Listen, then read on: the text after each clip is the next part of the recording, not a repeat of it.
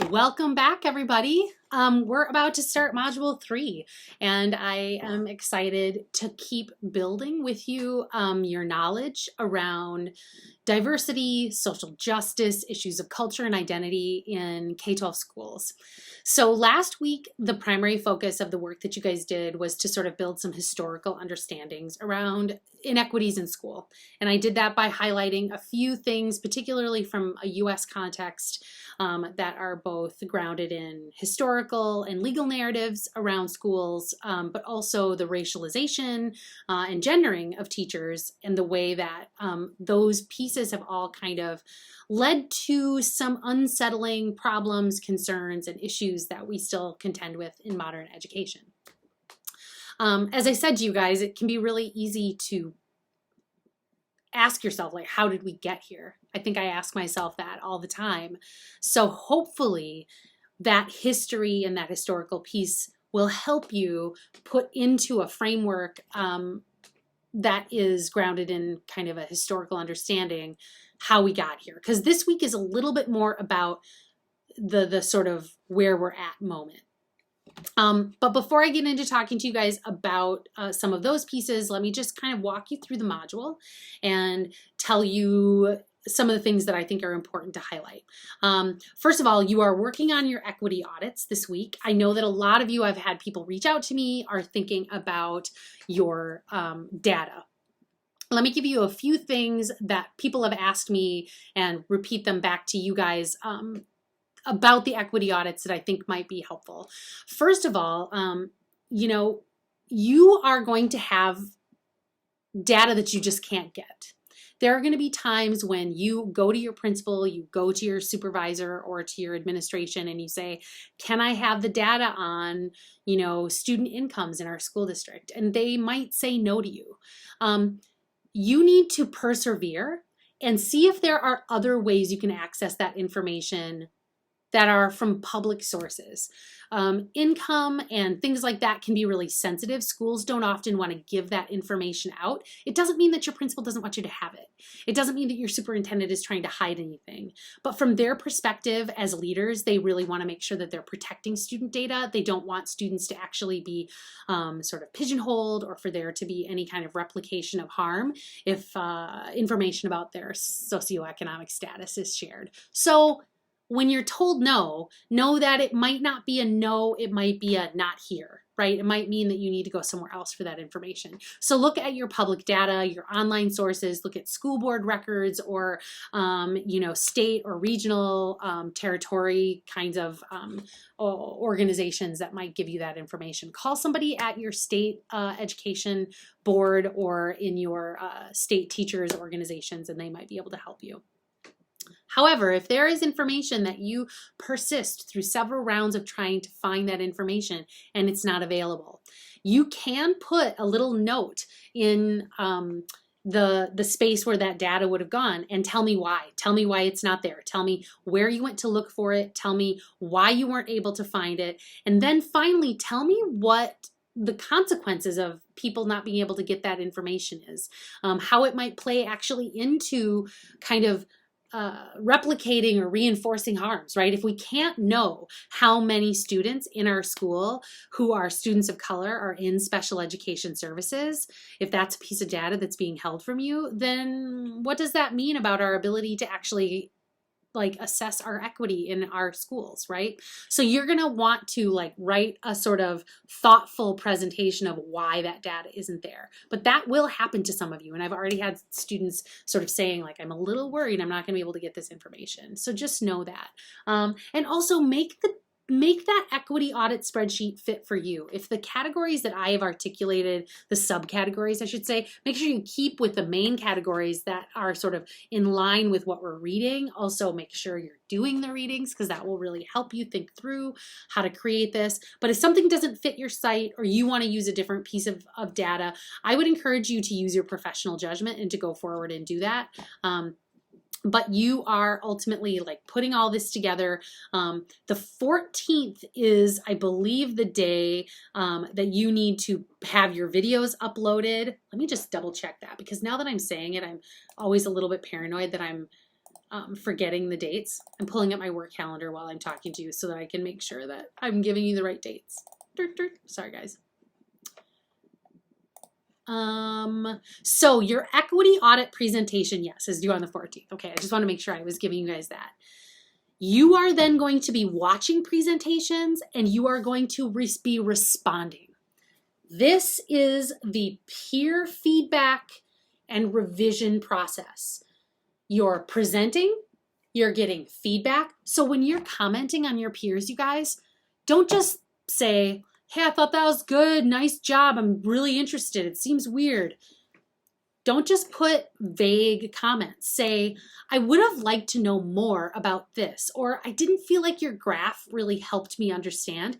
Give people thoughtful and helpful information on how to make their equity audit more useful, more meaningful, clearer, right? Give people direct, clear feedback, but also tell them what's great about it. Say, I love that you spent so much time talking about the way that finances impacted your school because I could see how it really, right? Give them feedback on both ends and make sure that that feedback is really concrete.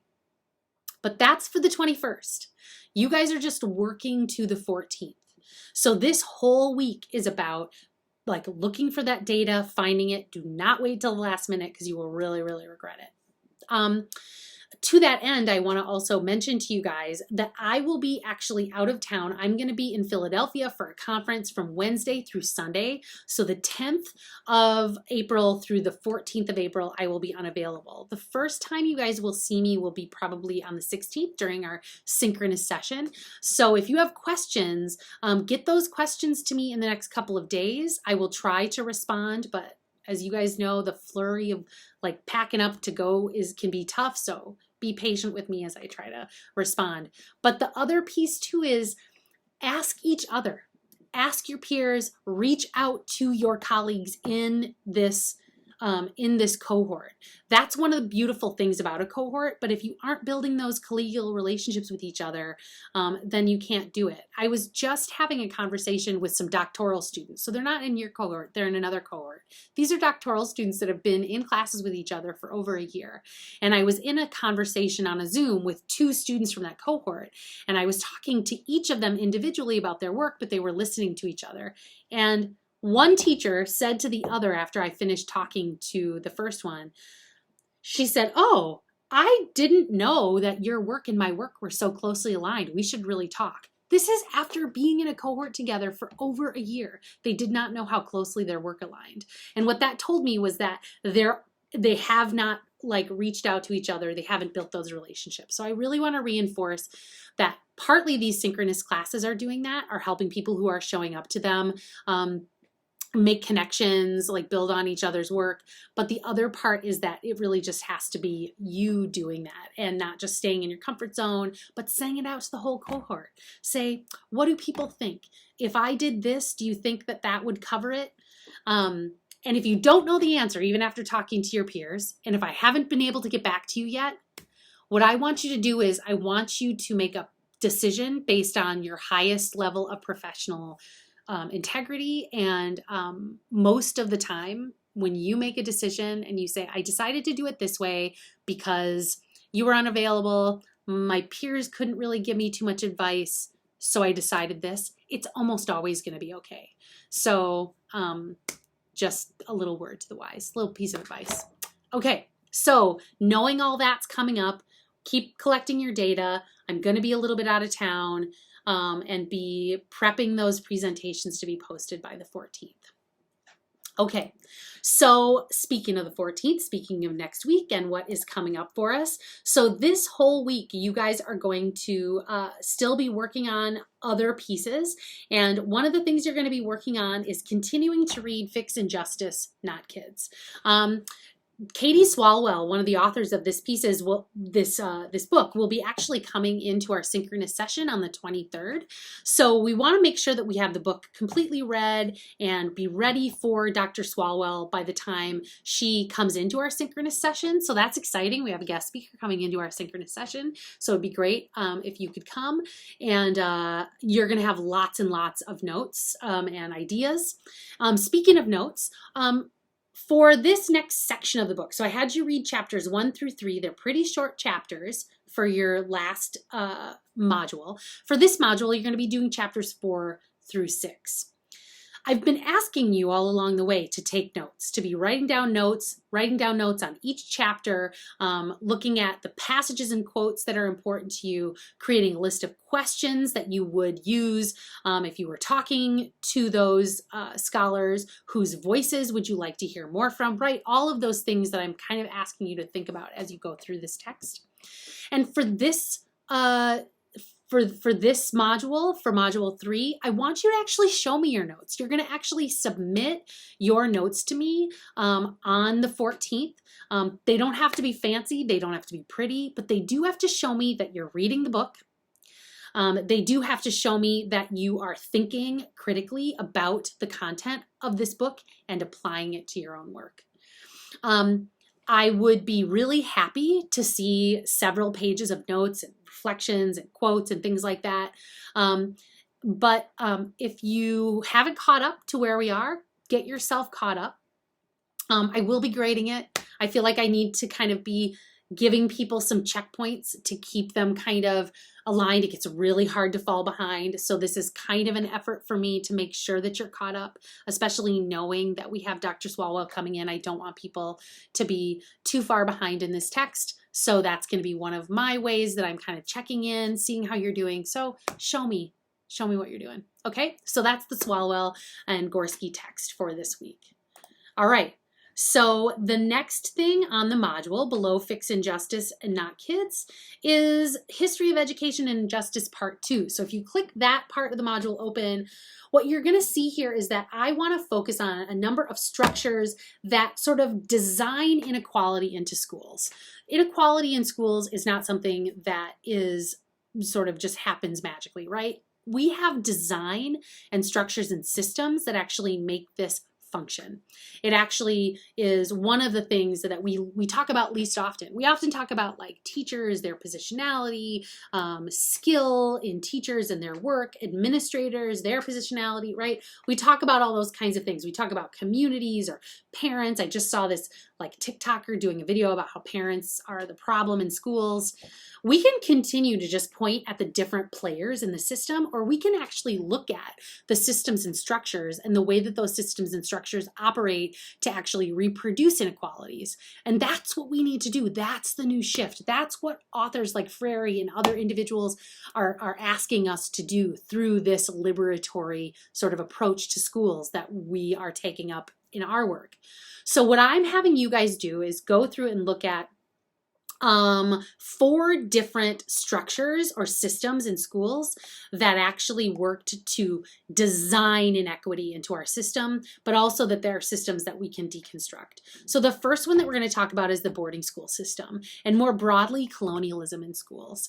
How does the boarding school system and the colonialist thinking that went into that includes a deep concentration on whiteness and the need to reproduce whiteness in kids. How was that born in these boarding school movements and the oppressions and horrors, frankly, that students endured in these boarding school systems? What can we learn from that?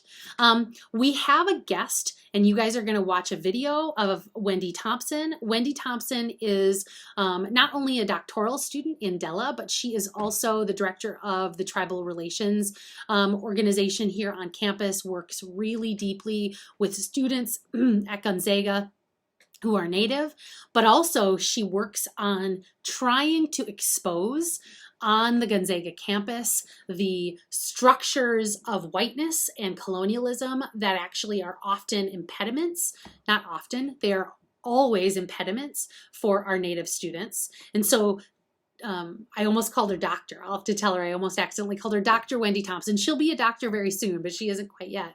But how Wendy Thompson will actually talk to you about her doctoral work and how her doctoral work is aimed at looking at the way that colonialist structures, boarding schools included, operated to infuse and to replicate whiteness in Native students and to eliminate what was Native about those students. The reason this is really important I mean, first of all, most of you probably already have a sense of why it's important, right? It's important because it is such a massive injustice that was done to students across Canada and the United States throughout the, really 17th, 18th, 19th century. We have the boarding school movement didn't really start till the 19th century, but these harms started well before that.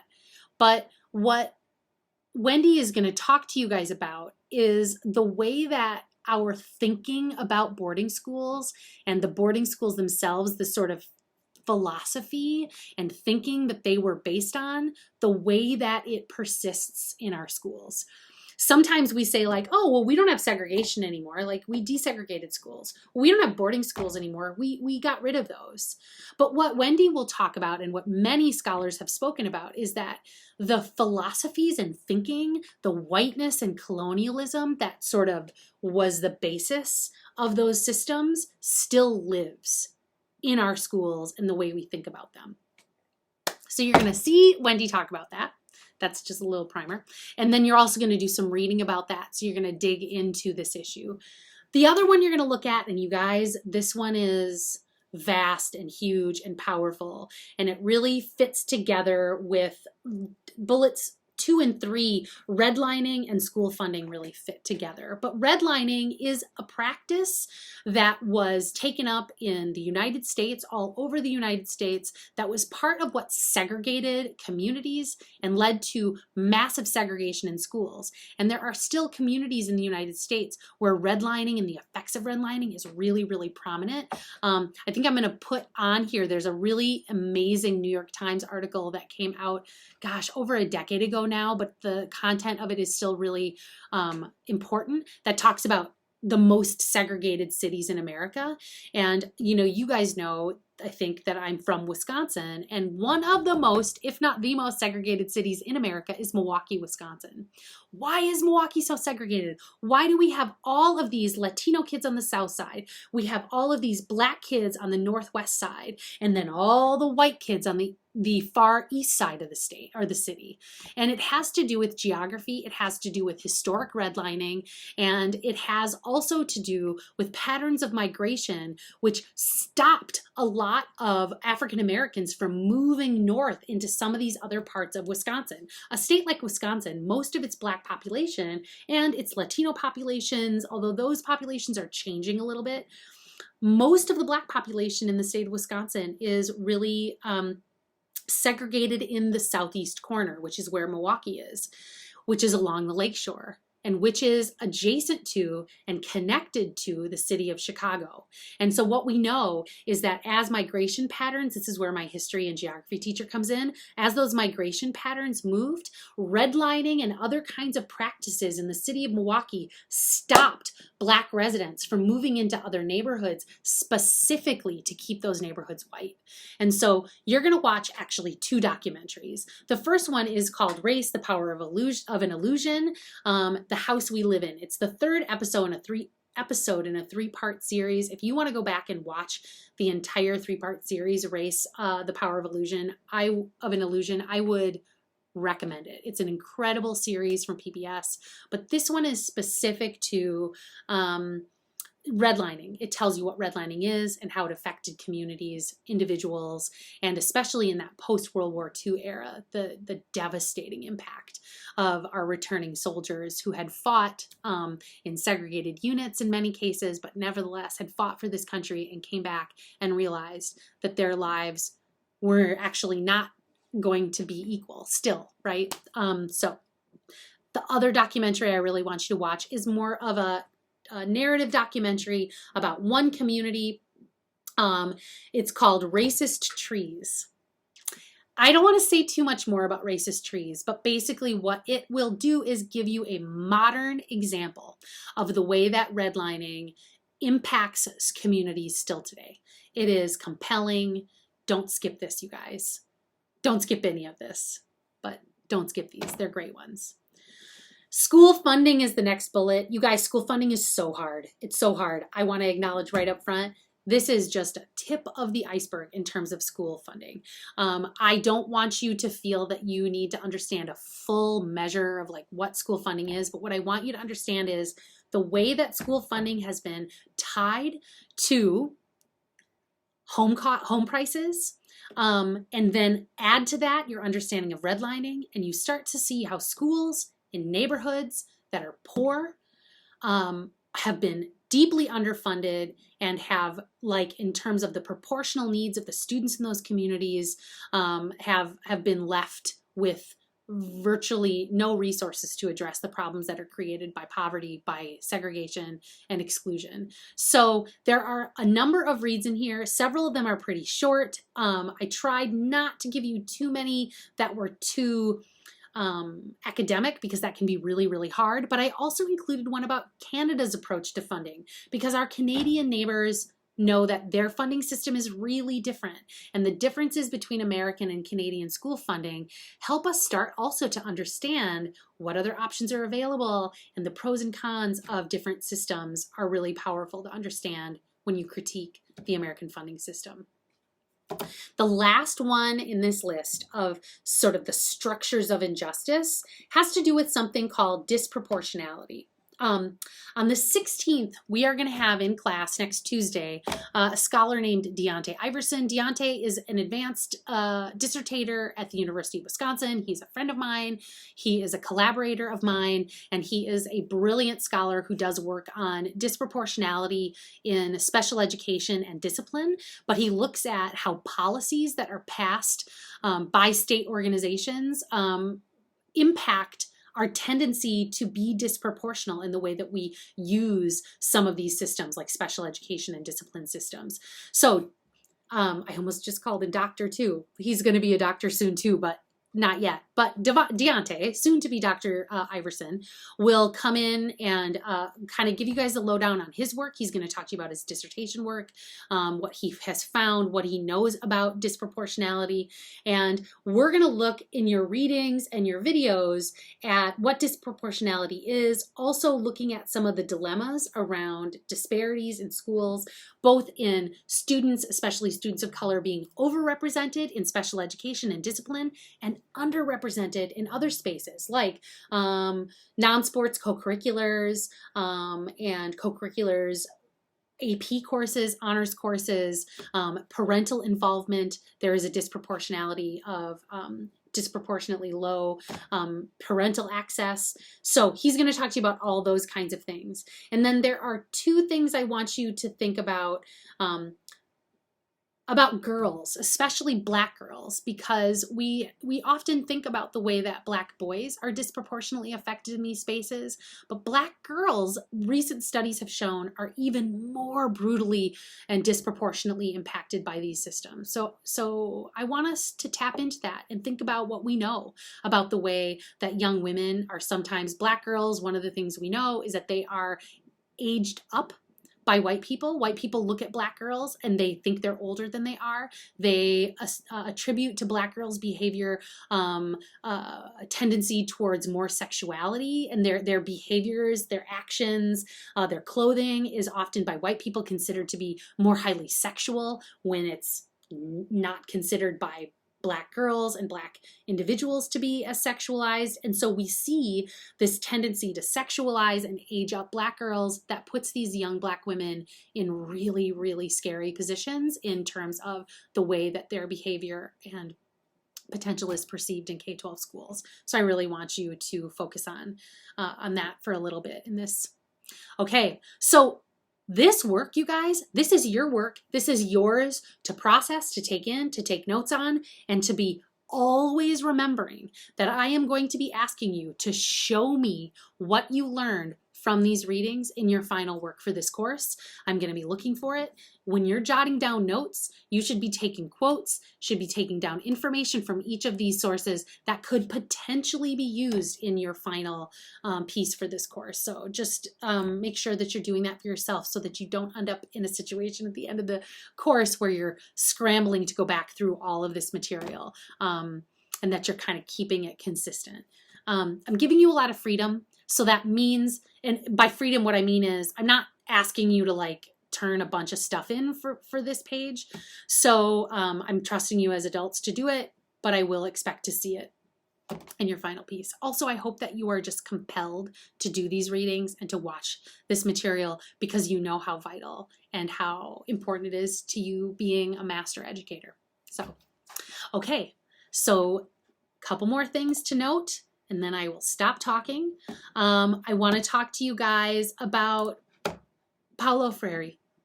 Paulo Freire is our Scholar Spotlight. And if you've never heard of Freire before, here you go. I think it is probably fair to say that Paulo Freire is one of the most important voices in the second half of the 20th century in terms of schools, in terms of our approach to democracy and justice in schools. But not only that, Freire actually started the discourse which dominates in education today that says that not only are schools places where kids learn, schools are places where kids learn to change the world. That schools are spaces for transformation of students' potential and of social good and democratic systems. You know, Americans often talk about the Enlightenment that brought all of these ideas to the American Constitution and that engaged these sort of founding fathers that we often reference in their design of our constitutional approach to a democratic system. And Freire takes up that Enlightenment charge and takes it even further and says, education is another pillar of democratic systems that we must use to actually create systems and justice, especially for those who are oppressed. Freire grew up in Brazil. He grew up poor, working class, and began his teaching career sort of speaking out about how his students did not feel that they were just there to come and sit, to take in information and to regurgitate it back. And what he argued for and was articulated and I think has really transformed the field is for a school system that engages individual students and their potential to change the system, to engage in discourses that are about the things they care about, and to promote a sort of world that pushes back against these oppressions that especially impoverished and especially marginalized students all over the world face. He is the person who introduced the idea of critical pedagogy. It was him. So if you hear me talking about criticality, if you go back and you re-look at that material from our last module about being critical, it is Freire who says, yes, criticality must apply to the way that we think about the instruction and the content and the systems that we use in schools. I cannot downplay how important this man is. I'm only making you read the foreword and chapter 1 of the Pedagogy of the Oppressed, and I want you to know it is hard. It is philosophy, it is theoretical. Do your very best to glean from it. When I read Pedagogy of the Oppressed the first time, I absolutely used Cliff's Notes. Get in it, go find some Cliff's Notes to help you break it down and figure out what is this that he's saying. You can also watch videos. I was online looking for stuff. You can find videos where people will take Pedagogy of the Oppressed chapter by chapter. There's a really great video I added, Pedagogy of the Oppressed explained by a teacher, kind of a cute British teacher that's explaining it. So if it's hard to read Pedagogy of the Oppressed, just know I know. And also, if it's hard to read it, all the more reason for you to slog through it as a master's student. So, but it's so great. I hope you love Freire, and I hope you find him an inspiration. Okay. Last but not least is make sure that you are adding your reflection for week 3 and getting that uploaded along with your video next Sunday.